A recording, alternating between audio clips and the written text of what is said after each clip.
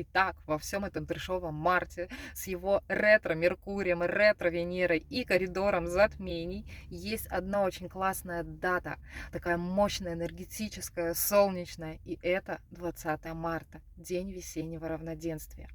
В этот день я вам рекомендую в первую очередь проснуться в первых лучах солнца, понежиться в них, напитаться всей энергией этого солнечного дня.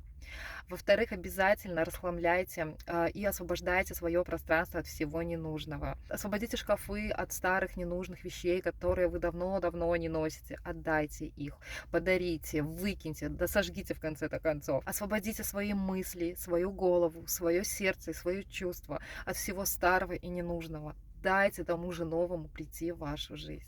Обязательно будьте благодарны родителям, друзьям, всем, кто был рядом, Вселенной, за все, что есть в вашей жизни. Очень здорово в этот день сделать практику 4 стихий. Вы можете помыть полы с солью, вы можете пройти свой дом со свечкой и открыть окна на проветривание. И благополучие обязательно придет в вашу семью и в ваш дом.